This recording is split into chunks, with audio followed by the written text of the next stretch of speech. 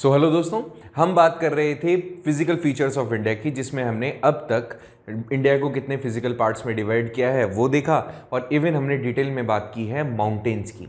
आज जो हम बात करने वाले हैं वो हमारे इंडिया का सेकंड फिजिकल फीचर है विच इज़ नॉर्दर्न प्लेन्स। तो without wasting time let's discuss about the northern plains. देखिए, प्रीवियसली हमने बात की माउंटेनियस रीजन की और आज जो हम बात करने वाले हैं वो बात करेंगे प्लेन्स की। तो देखिए, ये वाला जो हिस्सा है, ये वाला हमारा नॉर्दर्न प्लेन्स है। ओके, ये वाला हमारा नॉर्दर्न प्लेन है। अब ये नॉर्दर्न प्लेन्स, तुम प्लेन्स तो जानते होंगे ना। देखो, मैंने आपको पहले ही बताया था, जैसे ये माउंटेन होता है, अगर इसको बीच में से काट दें तो ये प्लेट्यू, और बिल्कुल अगर कोई सीधी सपाट कोई जमीन है तो उसको प्लेन कहा जाता है। तो हिमालयन माउंटेन का जो रेंज है उसके नीचे का जो हिस्सा है वो है हमारा नॉर्दर्न प्लेन्स। अब ये जो नॉर्दर्न प्लेन्स हैं इसको कैटेगराइज कैसे किया गया है इसको देखना बनता है भैया। अब देखो, थोड़ा सा इसको समझाता हूं। इसने कहा the northern plains is made up by the 3 reverse. 3 river हमारे यहाँ सिस्टम है। पहला रिवर सिस्टम तुम जानते हो, पहला रिवर सिस्टम तो है आपका इंडस, दूसरा रिवर सिस्टम है आपका गंगा और तीसरा है ब्रह्मपुत्रा। ठीक है, आप इसको ऐसे देख सकते हो, ये आ गया आपका इंडस, ये आ गया आपका गंगा और ये आ गया आपका ब्रह्मपुत्रा। ठीक है, तो ऐसे में यहां पर ये जो 3 रिवर सिस्टम्स है इनसे ही नॉर्दर्न प्लेन्स का एक तरीके से आप कह सकते हो मेड अप होता है। जो नॉर्दर्न प्लेन्स बनते हैं इन 3 रिवर सिस्टम से ही ये बनते हैं। ओके, आ जाइए नेक्स्ट। देखिए, इसने कहा कि जब माउंटेन से वाटर फ्लो होकर के नीचे आता है तो अपने साथ में बहुत सारी सॉइल, बहुत सारे पेबल्स या और भी बहुत सारी चीजें बहा करके लेकर आता है। तो ऐसे में इसने कहा है कि this is made up the alluvial soil brought down by the rivers. जब चाहे इंडस रिवर की बात करो, चाहे उसकी ट्रिब्यूटरीज की बात करो, चाहे गंगा रिवर की बात करो, ब्रह्मपुत्रा रिवर की बात करो, तो जब ये फ्लो कर रहे होते हैं तो अपने साथ में कई सारी चीजें ये बहा करके लेकर आते हैं। और उन कई सारी चीज़ों में सबसे इंपॉर्टेंट जो चीज़ है वो है अलूवियल सॉइल। जब 10th क्लास में आप आएंगे तो आपको पता चलेगा कि ये जो रिवर होती है अपने साथ में क्या क्या लेकर आते हैं। ज्योग्राफी में एक चैप्टर पढ़ेंगे रिसोर्स एंड डेवलपमेंट, उसमें सॉइल हम पढ़ेंगे, उसमें ये अलूवियल सॉइल जो है इसके बारे में डिटेल में हम डिस्कस करेंगे। ठीक है, तो इसने कहा कि ये जो एरिया है, ये जो प्लेन्स हैं, ये बनते हैं अलूवियल सॉइल से। और ये अलूवियल सॉइल कहाँ से बॉट डाउन होती है? रिवर्स के थ्रू, पहाड़ों से। अगर हम नॉर्दर्न प्लेन्स की बात करें तो अप्रोक्सीमेटली ये कितना वाइडर है? अप्रोक्सीमेटली 2400 किलोमीटर लंबा है। और अगर इसकी चौड़ाई देखते हैं तो लगभग मिनिमम 240 एंड मैक्सिमम चौड़ाई जो देखने को मिलती है 320 तक। इसको देखो, ऐसे समझ सकते हो आप। यहां पर ये जो लंबाई है पूरी, ये लगभग 2400 किलोमीटर्स। और अगर चौड़ाई की बात करें, अगर इस तरह से चौड़ाई की बात करें तो अप्रोक्सीमेटली 240 टू 320 के आसपास इसकी चौड़ाई हमें देखने को मिलती है। ठीक है, आ जाइए नेक्स्ट। अब समझने वाली बात, एक क्वेश्चन आता है कि इंडिया के अंदर मैक्सिमम पॉपुलेशन कहां पर रिसाइड करती है, कहां पर रहती है? तो वो नॉर्दर्न प्लेन्स है। तो सबसे ज्यादा डेंसली पॉपुलेटेड जो एरिया है वो कौन सा है? Northern plains. ऐसा क्यों है? उसके पीछे की लॉजिक क्या है कि इतनी variety of different people live in such plains? ऐसा क्यों? तो भाई उसके पीछे बहुत सारे रीजन है कि यहां पर it is very fertile and best for agriculture. कि ये जो एरिया है ना, ये एरिया काफी ज्यादा फर्टाइल है क्योंकि अलूवियल सॉइल, मैंने जब आपको बताया अभी कि जो अलूवियल सॉइल होती है वो बिल्कुल फ्रेश सॉइल होती है जो रिवर्स अपने साथ बहा करके लेकर आती है। तो ऐसे में इसमें मिनरल्स अवेलेबल होते हैं। तो मिनरल्स जब अवेलेबल है तो ऑब्वियसली एग्रीकल्चर के लिए तो बहुत अच्छी होगी, क्योंकि इसमें जितनी भी इंपॉर्टेंट चीजें एग्रीकल्चर के लिए चाहिए होती हैं वो पहले से ऑलरेडी उसमें मौजूद होती हैं। तो सबसे ज्यादा फर्टाइल होती है, एग्रीकल्चर के लिए बेस्ट होती है। साथ ही साथ क्लाइमेट यहां पर जो होता है वो फेवरेबल होता है। देखो, अगर आप नॉर्थ में चले जाओगे, माउंटेन की तरफ चले जाएंगे तो ऑब्वियसली वहां पे थोड़ा हार्श क्लाइमेट होगा। अगर आप नीचे इक्वेटर के पास पहुंचते जाएंगे तो गर्मियां बढ़ जाएगी। तो ऐसे में ना तो ज्यादा ठंड होती है ना ज्यादा गर्मी होती है। सबसे फेवरेबल अगर आप क्लाइमेट की बात करो तो यहीं पर मिलेगा। दूसरी चीज आप सोचो, अभी हमने बताया कि इंडस रिवर के साथ में गंगा और उधर से ब्रह्मपुत्रा। जब रिवर है तो पानी अगर कॉन्टिन्यूसली फ्लो हो रहा है तो पानी की तो कहीं कमी आएगी ही नहीं। तो एग्रीकल्चर के लिए चाहिए क्या तुम्हें? और रहने के लिए कहीं पर चाहिए क्या? एक अच्छा एनवायरनमेंट चाहिए, क्लाइमेट अच्छा होना चाहिए, एग्रीकल्चर। और तुम जानते हो कि जहां पे पानी की अवेलेबिलिटी है तो वहां पे तो कई और सारी चीजें बहुत अच्छे से और सूदिंग तरीके से हो सकती हैं। सो बहुत पानी है, अवेलेबल है अच्छा इरिगेशन के लिए, या आपके डेली पर्पजेस के लिए, डोमेस्टिक पर्पजेस के लिए। सो एक अच्छा माहौल है, एक अच्छा एरिया है जहां पे आप रह सकते हो। कौन सा? Northern plains. अब देखिए, अगर नॉर्दर्न प्लेन्स को हम कैटेगराइज करें और डिवाइड करने की कोशिश करें तो नॉर्दर्न प्लेन्स को भी हम 3 पार्ट से डिवाइड कर सकते हैं। अभी तो हमने क्या देखा है? हमने देखा कि ये यहां पर रिवर वैली जो सिस्टम है वो कौन सा है। एक तो इंडस हमने देखा था, फिर गंगा हमने देखा और फिर ब्रह्मपुत्र देखा, वो तो रिवर सिस्टम था। लेकिन इसने कहा कि आप नॉर्दर्न प्लेन को डिवाइड करना चाहो तो you can divide in 3 different parts. अब इन प्लेन्स को 3 पार्ट्स में आपने डिवाइड किया है। पहला पार्ट कौन सा है? पहला पार्ट है पंजाब, दूसरा है गंगा और तीसरा है ब्रह्मपुत्र। सेम वही चीज। ये जो पंजाब वाला है इसको थोड़ा सा अभी क्लियर करूंगा, बाकी तो तुम अभी इंडस, गंगा और ब्रह्मपुत्र देख ही चुके हो। देखिए कैसे इसको ऐसे समझते हैं अपन कि जो सबसे वेस्ट साइड का एरिया है नॉर्दर्न प्लेन्स का, उसे आप क्या कहते हो? पंजाब प्लेन्स। ठीक है, पंजाब प्लेन्स।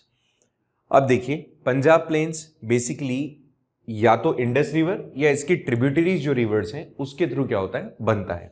ठीक है, सो देखो यहां पर आपको दिख रहा होगा सतलुज है, रवि है, चिनाब है, झेलम है। तो इन रिवर्स के थ्रू ये जो एरिया है, ये वाला जो एरिया है जो बनता है प्लेन्स का, तो वो है पंजाब प्लेन। एक चीज तो कॉमनली आपने इसमें मेजर कर ली होगी कि रिवर्स ही हैं जिसकी तरफ या जिसके कारण से हम इन सब चीजों को डिवाइड कर सकते हैं इस तरह के जियोग्राफिकल कंडीशंस में। सो यहां पर इसने कहा a major portion of this plain lies in Pakistan region, क्योंकि ऑब्वियसली जो इंडस रिवर है वो कहां जा रही है? पाकिस्तान, और वहीं से वो किस में मिलती है? अरेबियन सी में। सो यहां पर आपको समझना है कि मैक्सिमम जो इसका प्रोबेबिलिटी है, मैक्सिमम इसका जो अपीयरेंस है वो हमें देखने को मिलेगा पाकिस्तान की साइड में। सो पाकिस्तानी जो रीजन है उस रीजन के अंदर हमें पंजाब प्लेन का मैक्सिमम पोर्शन देखने को मिलता है। अच्छा, अब आप यहां पर ये देखिए, इसको थोड़ा सा अपन ने क्या किया है? ब्रॉड किया है। इस वाले एरिया को हमने थोड़ा सा ब्रॉड करके देखा और एक शब्द यहां पर आ रहा है आपके सामने, दुआब। आपने नो डाउट इस वक्त के बारे में सुना भी होगा और जानते भी होंगे आप, दुआब। ठीक है, नहीं जानते हैं तो समझ जाइए। देखो इसको अगर अपन डिवाइड करें तो ये जो शब्द है 2 शब्दों से मिलकर बना है। एक तो बना है दो से और एक बना है आब से। दो आब मतलब, दो मतलब 2 और आब का मतलब कोई भी फर्टाइल लैंड। अब समझने वाली बात है, यहां पर ये जो दोआब वर्ड है ये बेसिकली रिवर्स से बनने वाले प्लेसेस को डिनोट कर रहा है। तो that would be fertile land and दो मतलब ऑब्वियसली 2। तो जो 2 रिवर्स हैं, 2 रिवर्स के थ्रू अगर कोई ऐसा फर्टाइल एरिया क्रिएट हो जाता है तो उसको दोआब कहते हैं। जैसे पंजाब जो है वो 5 नदियों से बनने वाला इलाका है, 5 रिवर्स वहां से फ्लो करती है, तो वहां पर जो फर्टाइल लैंड मिलती है उसके कारण ही उसका नाम पंजाब रखा गया है। ठीक है, आब वही है, आब ये वाला आब। ठीक है, सो इसको क्या कहा जाएगा? यहां पर कहा जाएगा 2 रिवर्स के बहने के कारण एक जो लैंडमास क्रिएट हो जाता है दैट वुड बी दोआब। ठीक है, अब आपके सामने एक क्वेश्चन आना चाहिए, अगर ऐसा आपके सामने होना चाहिए कि क्या नदियों से भी आइलैंड्स बन सकते हैं? तो बिल्कुल बन सकते हैं। अगर रिवर लगातार फ्लो कर रही है और कहीं पर टर्न आता है, टर्न आने के कारण जब उसके अपने साथ में मिट्टी, पेबल्स या और दूसरे कुछ चीजें वो अपने साथ में फ्लो करती हैं, तो ऐसे में एक जगह पर वो क्या हो जाते हैं? डिपॉजिट हो जाते हैं, और धीरे धीरे धीरे टाइम ड्यूरेशन में वो डिपॉजिट जो प्लेस होता है वो काफी ज्यादा हायर हो जाता है उस फ्लोइंग प्लेस से। तो ऐसे में धीरे धीरे वहां पर आइलैंड भी क्रिएट हो सकता है, तो रिवर्स भी आइलैंड क्रिएट कर सकते हैं। ठीक है, तो दो आप समझ में आ गया। अब इसको थोड़ा सा एक बार देखने की कोशिश कर रहा है मैप में। यहां पर हमने अभी इंडस रिवर के बारे में देखा है कि जो इंडस रिवर है और उसकी जितनी भी ट्रिब्यूटरीज हैं उसके थ्रू क्या बन रहा है? यहां पे दोआब क्रिएट हो रहा है। तो ये जो येलोइश प्लेस आपको दिख रहा होगा हाईलाइटेड, ये क्या है? दोआब है, क्योंकि रिवर बह रही है और इससे यहां पर क्या हो रहा है? डिपॉजिट्स क्रिएट हो रहे हैं। ओके, तो दोआब समझ में आ गया होगा। चलिए आगे देखिए, यहां पर गंगा प्लेन के बारे में बात करें। The second one is Ganga plain. Punjab plain में इतना याद रखना है। तो जो गंगा प्लेन है वो किससे बनता है? ये बनता है आपकी 2 रिवर्स से। इसके अंदर आप ये मान के चले, एक तो है घग्गर रिवर और एक है तिस्ता। तो घग्गर और तिस्ता रिवर के कारण से इस तरह का प्लेन क्रिएट होता है। ठीक है, और ये जो गंगा रिवर है ऑब्वियसली ओरिजिनेशन से लेकर ड्रेनेज तक जितनी जगह से फ्लो होती है वहां पर इस तरह का प्लेन बनाती हुई चलती है। चाहे आपको हरियाणा, दिल्ली, यूपी, बिहार, झारखंड और उसके बाद में फिर जब जाके ये बे ऑफ बंगाल में गिरती है वहां तक का जो प्लेस होगा, जो ब्लू मार्क में आपको दिख रहा होगा, यहां पर आपको देखने को मिलता है गंगा प्लेन। क्लियर हो गया? ऊपर से अगर अपन जाते हैं तो इंडस रिवर, उससे नीचे से अगर अपन जाते हैं तो वो गंगा रिवर, और बिल्कुल ही अगर अपन ईस्ट में चल जाएं तो वहां पे ब्रह्मपुत्र। यहां पर देखिए क्या है, the states covered by the Gangetic plain are Haryana, Delhi, UP, Bihar and कुछ झारखंड का हिस्सा। Got it? चलिए नेक्स्ट देखिए, छोटा छोटा ही टॉपिक। अब नेक्स्ट आ जाते हैं third one, which is Brahmaputra plain. अब जो ब्रह्मपुत्र प्लेन है ऑब्वियसली कौन सी रिवर से बनेगी? ब्रह्मपुत्र रिवर से। अब यहां पर थोड़ा समझना है, आप याद करो कल मैंने आपको बताया था एक अचानक से माउंटेनियस रेंज को टर्न मिल जाता है, शार्प टर्न, तो वो क्या बन जाती है? वहां पर बनती है पूर्वांचल। अब पूर्वांचल के वहीं से यहां पर आपको रिवर दिख रही होगी ब्रह्मपुत्र, मार्क कर देते हैं इसको, थोड़ा सा हाईलाइटेड कर देते हैं। यहां से देखते हैं ब्रह्मपुत्र रिवर। तो ये जो ब्रह्मपुत्र रिवर है इसके भी ऑब्वियसली इसके कारण से भी बहुत एक लंबा एक प्लेन बनता है जिसको आप ब्रह्मपुत्र प्लेन कहते हैं। अब ऐसे में ये कौन सा? वेस्ट बंगाल का कुछ हिस्सा, इसके अलावा कुछ स्टेट्स नॉर्दर्न ईस्टर्न स्टेट्स वाली, मतलब यहां वाली, तो कुछ स्टेट्स को क्या करती है? कवर अप करती है। और यहां पर ब्रह्मपुत्र रिवर के कारण एक ब्रह्मपुत्र प्लेन या इसका जो थर्ड पार्ट है वो बन जाता है। ठीक है, होपफुली यहां तक समझ में आया होगा। देखिए एक छोटा सा टॉपिक और है कि जो नॉर्दर्न प्लेन्स हैं समटाइम ये डिवाइड हो जाते हैं अकॉर्डिंग टू रिलीफ फीचर। ये जो नॉर्दर्न प्लेन्स हैं ये कुछ रिलीफ फीचर्स के कारण भी कई बार डिवाइड हो जाते हैं। अब ये डिवीजन किस तरह से है? तो इनको 4 पार्ट्स में डिवाइड किया गया है। इसको थोड़ा सा आप अच्छे समझने की कोशिश करना। इसको 4 पार्ट्स में डिवाइड किया गया है। कौन कौन से 4 पार्ट्स हैं? पहला पार्ट है आपका भाबर, जो फर्स्ट पार्ट है इसका भाबर है। अब देखो समझो, कल हमने पढ़ा था माउंटेनियस रेंज, तो जो शिवालिक रेंज थी उसके ठीक नीचे वाला जो आपको ये व्हाइटिश कलर में ग्लो होता हुआ दिख रहा होगा, तो ये वाला जो एरिया है जो 8 से लेकर 16 किलोमीटर तक वाइडर होता है, ये क्या कहलाता है? भाबर। अभी मैं आपको एक डायग्राम दिखाऊंगा, उससे समझ में आ जाएगा। द फर्स्ट इज भाबर, और ये स्टार्ट होता है जहां से हिमालयन रेंज खत्म होती है, मतलब शिवालिक रेंज जहां से खत्म होती है वहां पर ये क्या होता है? वहां से शुरू होता है। ऑब्वियसली यहां पर कौन सी रिवर आपको मिलेगी? गंगा रिवर। तो जो गंगा रिवर के फ्लो होने वाला प्लेस है उसके पास से आपको भाबर देखने को मिलता है। ज्यादा टफ नहीं है, सिर्फ देखते चलें, सिंपल सा है। दूसरा अगर अपन देखें तो भाबर के जस्ट नीचे की तरफ एक रीजन मिलता है जिसको अपन कहते हैं तेराई, और ये जो रीजन होता है ये सबसे ज्यादा वेट एंड स्वैम्पी होता है। मतलब क्यों? देखो कैसे, शिवालिक रेंज है, उससे पानी क्या हुआ? नीचे की ओर फ्लो करके आया, तो जो जितने भी बड़े बड़े पत्थर होंगे या फिर बड़े पेबल्स होंगे, भारी जो चीजें होंगी वो वहां पर रुक जाएगी और पानी लगातार आगे बढ़ता जाएगा। इसके आगे थोड़ा सा जाते हैं तो वहां पे मिट्टी मिलती है और पानी लगातार बह ही रहा है, तो जो मिट्टी होगी, मैक्सिमम मिट्टी का जो हिस्सा होगा वो कहां डिपॉजिट हो जाएगा? इस एरिया में। तो ऑब्वियसली मिट्टी भी है और उसमें नमी भी है और लगातार पानी भी फ्लो हो रहा है क्योंकि रिवर तो लगातार बह रही है। तो ऐसी कंडीशन में ये वाला जो एरिया होता है ये वेट होता है और स्वैम्पी होता है। मतलब यहां पे आपको दलदल भी देखने को मिल जाएगा और काफी मैक्सिमम प्लेसेस पे, इन मैक्सिमम तेराई वाली जगहों पर आपको डार्क या आप कह सकते हो एवरग्रीन फॉरेस्ट मिलते हैं। ठीक है, तो क्योंकि मिट्टी है और फर्टाइल है काफी, तो यहां पे आप सबसे ज्यादा फॉरेस्ट देख सकते हो। इसका एक इंटरेस्टिंग फैक्ट और बता देता हूं, वो ये था कि जब पार्टीशन हमारे यहां हुआ तो बहुत सारे लोग माइग्रेट हो रहे थे। तो ऐसे में क्या किया गया, ये जो तराई वाला जो रीजन था इसको क्लियर किया गया था। यहाँ पर जितने भी बड़े बड़े जो आपको पेड़ दिख रहे होंगे, तो ये जो पेड़ थे इनको क्लीन किया गया था और जो लोग माइग्रेट होकर के भारत में आए थे उन लोगों को सेटल डाउन किया गया था, सेटलमेंट इनके बनाए गए थे। ठीक है, तो तराई आपको समझ में आ गया होगा। नेक्स्ट देख लेते हैं, थोड़ा सा इस चीज को अच्छे समझ लेना, ये सारी चीजें आपकी क्लियर कर देगा। देखो ऐसे समझो, ये शिवालिक रेंज है आपकी। शिवालिक रेंज से जैसे जैसे आप नीचे की ओर आओगे तो जो बड़े बड़े पत्थर अब रिवर अपने साथ में लेकर आ रही है मैक्सिमम यहां डिपॉजिट हो जाते हैं। इसको क्या कहा जाता है? भाबर। ठीक है, तो मैक्सिमम पत्थर या और जो दूसरी भारी चीजें हैं वो यहीं रुक जाती है। अब ऑब्वियसली पानी जो है वो तो लगातार फ्लो करेगा ही, वो तो रुकने से रहा। तो जब पानी लगातार फ्लो करता है तो वो अपने साथ में मिट्टी वगैरह लेकर आता है। ये चलो मान लिया हमने यहाँ पे पत्थर वगैरह रुक गए, लेकिन पानी तो आगे बढ़ेगा और मिट्टी भी आगे बढ़ेगी। तो ऐसे में ये एक मानो ये पहला प्लेस है जहां पर क्या हो रहा है, जो इंपॉर्टेंट अलुवियल सॉइल है वो आके डिपॉजिट हो रही है।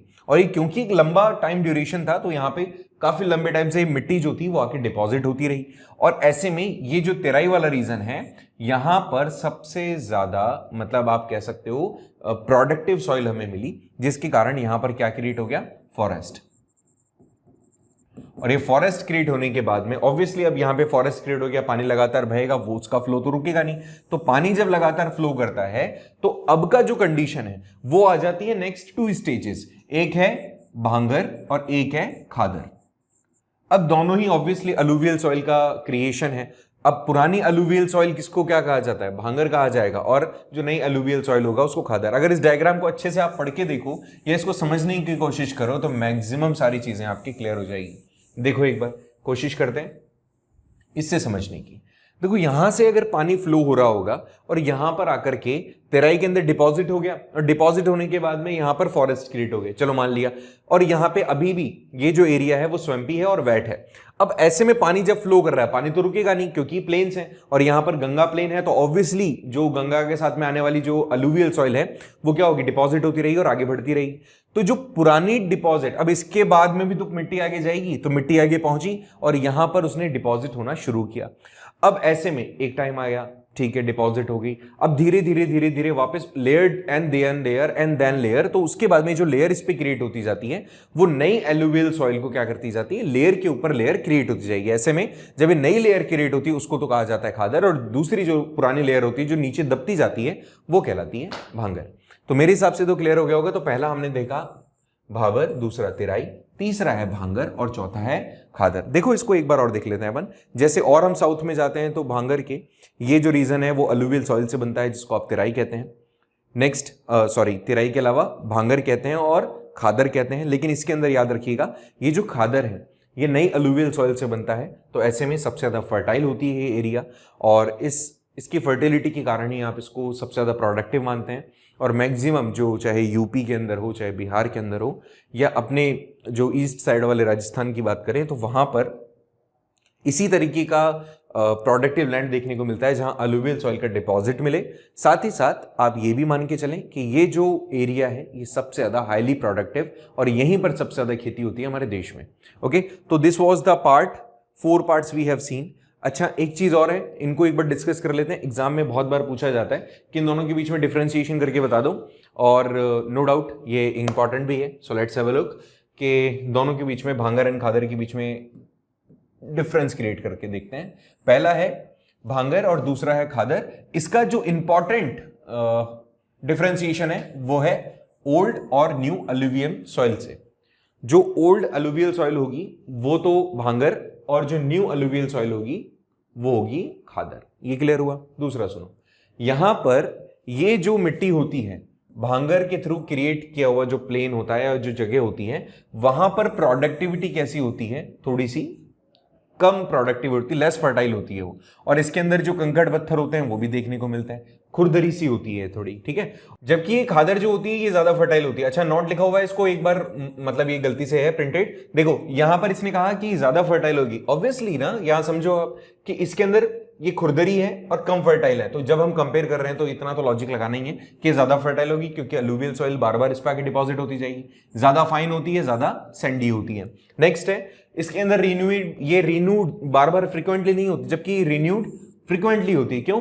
क्योंकि जैसे जैसे हर बार अच्छी बरसात होगी वहां से इरोजन होगा सॉइल का, और लगातार मिट्टी क्या होगी, आगे बढ़ती जाएगी, तो यहां पर तो बार बार वो आके डिपॉजिट होगी, जबकि इसके ऊपर वो डिपॉजिट हो रही है। ऐसे समझो, भांगर के ऊपर डिपॉजिट हो रही है खादर, ठीक है, तो वो तो बार बार रिन्यू होगी जबकि ये रिन्यू नहीं होगी। इसके अंदर कंकर होते हैं जबकि इसके अंदर कोई कंकर नहीं होते। और अगर आप बात करें तो ये फ्लड प्लेन्स जो होते हैं उसके ऊपर होती है, लेकिन it is found around the deltas and flood plains. इसके अंदर ये वाला जो एरिया है ये फ्लड प्लेन के ऊपर होता है, लेकिन जबकि ये फ्लड प्लेन के आसपास होते हैं। तो ये बेसिक छोटा सा एक डिफरेंशिएशन था जो हमने देखा। अच्छा, इसको थोड़ा सा एक बार रिकैप करके 2-3 चीजें बता देता हूं, समझ जाना प्लीज। देखो